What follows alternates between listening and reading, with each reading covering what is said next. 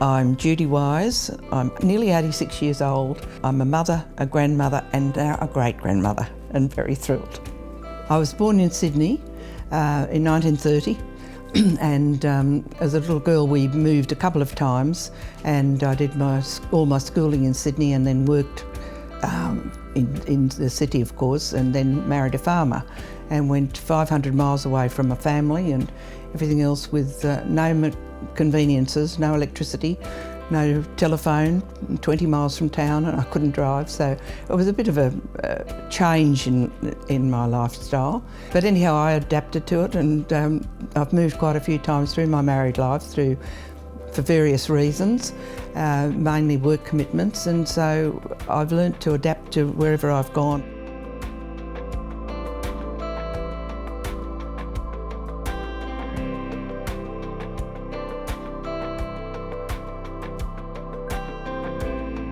In this little farm we're in Violet Town in Victoria, we had a leaky rainwater tank. We had batteries that we couldn't replace because we didn't have the money to do that, so we had lamps and what have you, and then we needed some water, so there was spring water on the property, but all the pipes were clogged up with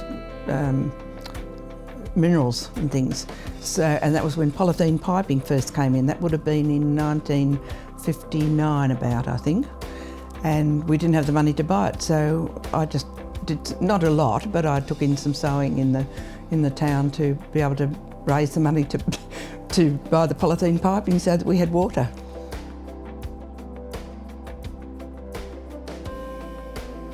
It was a big experience. He had a massive heart attack, and I called him up for dinner and he didn't come, and I went down, I found him dead downstairs. Didn't get a chance to say goodbye, but at the time we had a business we were running and I had to just keep going with it. I've had experiences where I have had to climb back up again, but I've been fortunate in being able to do that. And I think it does give you a more positive attitude in life. Well, in 1977, my daughter Sue was chosen by a talent scout to become a contestant in the Miss Australia Quest, which was quite a big function in those days. It was to benefit the Spastic Centre, which is now called Cerebral Palsy Alliance, and she was told if she had a photo in a swimming costume, she would be out. It was not a beauty contest, it was purely to raise funds. The girl that became Miss Australia was really highly thought of, and all through the year, you know, you saw photos of her all everywhere.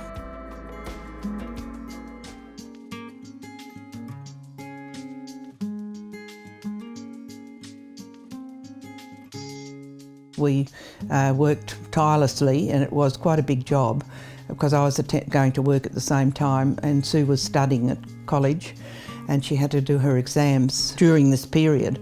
So, but we had lots of interesting things. Anything anyone suggested to me, I'd try for fundraising. And first was a cake stall. That was the quickest and easiest to set up, to get going, to get it off the mark. Then we had we were in 10-pin bowling. We got a group to go there. We had a breakfast at a club one time. And the main thing we did, one that was quite interesting, was the girls played football.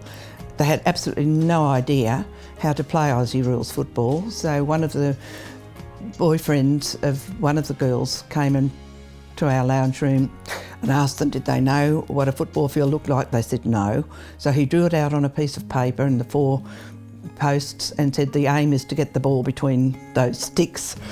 So we took our little Daxi dog along and put helium balloons on him, and I contacted the radio television station, the sports presenter.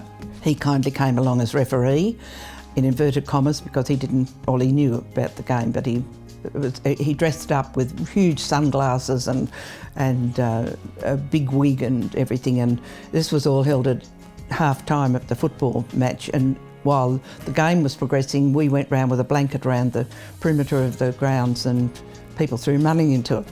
And one of the mothers dressed up as a nurse and pummeled one of the girls' chests when she pretended to be injured, and it was a really, really big fun day. So we raised quite a lot of money that day too. We raised $8,100, I think it was, in 11 weeks, and that at that time that was quite a lot of money. Not by today's standards, but it was then. You know, until I was made aware of this, I didn't realise that children needed all sorts of bits of equipment to help their everyday life, and the hours that it takes for the parents to be involved to get them in and out of these bits of equipment, but the standing equipment even, to straighten their spine and they help their digestion. It's so many pieces of equipment that they help them walk. It must be just horrendous, really, the costs that are involved to the families. They really wouldn't be able to do it on their own. Most people couldn't. One piece of equipment that I understand that has been invented is eye gaze in technology, which is enabling children now to communicate, whereas before they couldn't. And because of that, they can now go to a mainstream school and have the advantage of other playmates and being able to let people know what they're trying to tell them.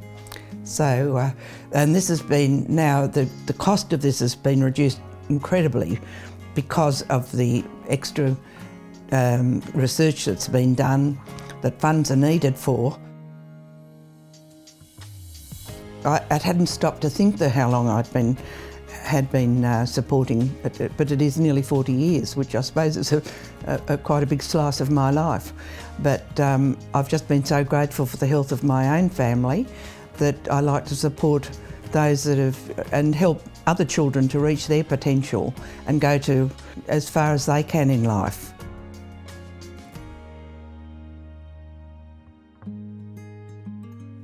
Well, my family have always known that I'm interested in helping others and wanting to improve the lives of others. So, you know, it goes without saying that they'll understand. This is why I have made a bequest in my will to cerebral palsy. You don't need to be rich to leave a bequest. It wouldn't matter how small it was. I think any little bit of money that can go to anything that you feel you want to support is worthwhile. It doesn't have to be a big amount, because all the little bits add up to a big bit. You know, I feel that by donating in my will, eventually pay for research that will eventually find a cause and a cure for cerebral palsy.